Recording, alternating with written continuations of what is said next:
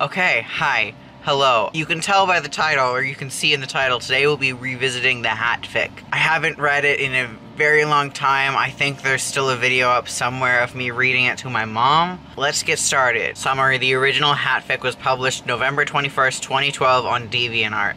I'm only republishing this for archive users. Okay. Thankfully, this fic looks kind of short. Cue the Two Girls, One Cup music. Hey, Dan, can we get it? Sorry. War flashbacks. Okay. Hey, Dan, can we get a hamster? I always wanted one, but my roommate never thought that we would look after it. Phil, we've talked about this. You wouldn't look after it properly. You can hardly look after yourself, he retorted. It wasn't really in an angry way, but he never even took into account that I was older than him and I lived by myself before him, so getting a hamster wouldn't be that bad. I decided not to argue. Dan was stubborn and wouldn't change his mind. I was going to town later on anyways, so I needed to get changed. I put on my usual of skinny jeans and a top on.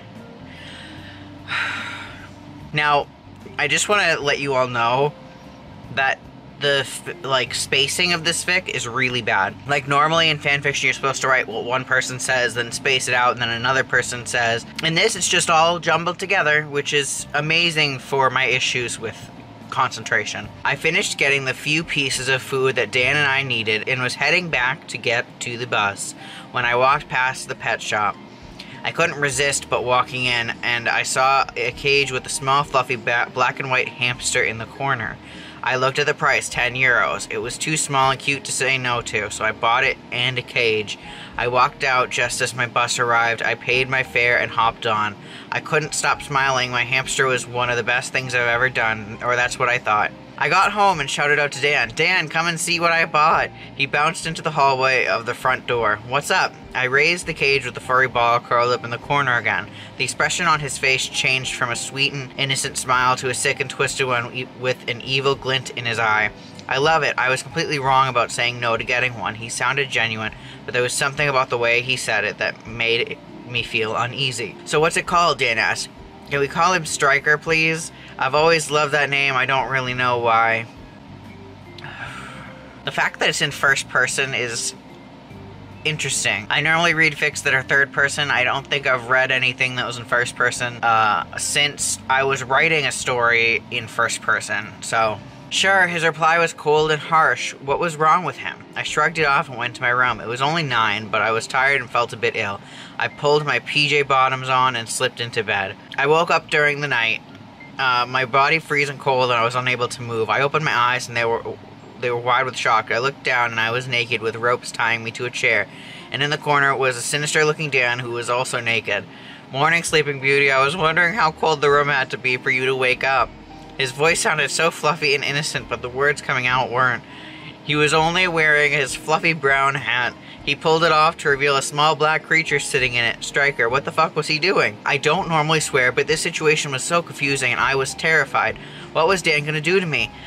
Dan, what are you doing? Why am I tied up? Why? I stopped when he moved towards me. His expression changed from being happy, like when I woke up, to murderous. "Don't be scared, Phil. We're going to have some fun with Striker." He cackled menacingly and showed off his erect member, making mine start to rise. He put the hat down, Striker still sitting in there, and faced it with his length, the perfect height to aim into it. "Dan, what are you doing? Please stop." He stormed over to me and gave me a rough kiss. "Everything will be okay, I promise." Dan grabbed a gag from behind me and put it over my mouth. He walked back over to the hat and began to stroke, looking over to me as he did so. Sorry.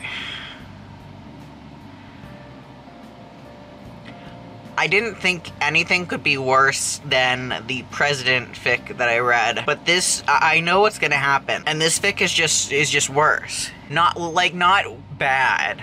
I want to preface everything I say with, the fic isn't, like, written badly, and I don't want to offend the author, but, like, this is one of the most cursed things I've ever read, and I'm reading it for the second time now. What is my life? After a short time, his seed exploded into the hat, but he didn't stop there. He kept on going until the hat was filled up to the top. The white liquid was nearly spilling over the top, and my poor hamster was barely able to breathe. It was doing the doggy paddle just to survive, and all I could do is sit and watch.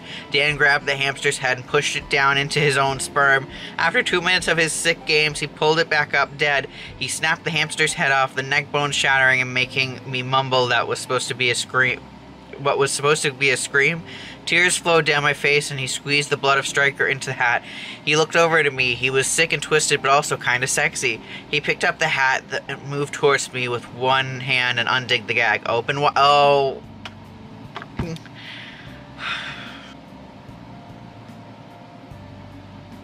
It's fine.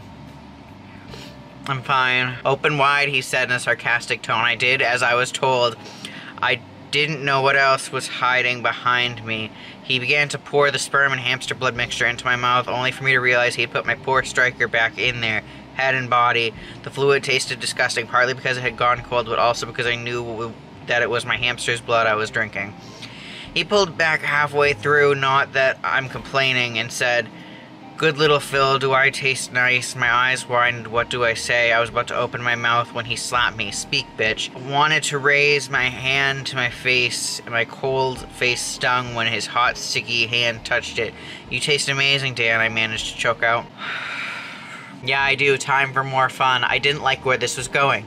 He pulled the black body that was coated in white from the hat. Dan rammed it down my throat and caused my gag reflex to kick in, and I vomited all down myself. Dan smirked at this and got to his knees. He began to lick all over me, his soft tongue gliding all over me until it found its way to my throbbing erection.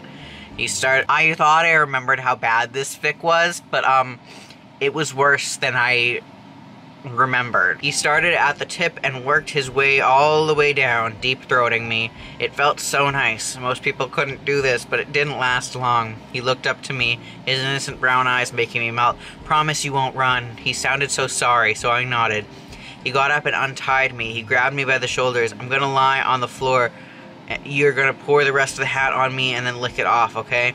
He growled. Sweet, loving Dan was gone then. I quickly nodded, and he got on the floor. I grabbed the hat and poured it on him, just as he commanded. I began to lick it off him. The mixture wasn't as bad as last time. I think it's because I'm not having it forced down my throat. "Suck me off, Phil." I hate saying these things. Like, I talked about this last time.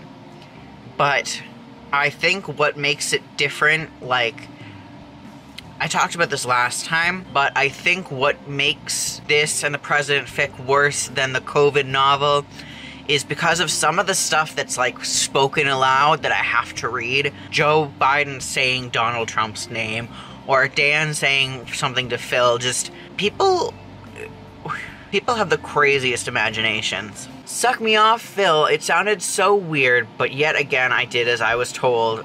I wasn't as good as him. I could only fit half of him in my mouth before I felt sick. I was going for what seemed like forever before he pushed my head away. "You've done well, but there's one last thing I need you to do." He pulled out the hamster's head from the pile of leftover sick.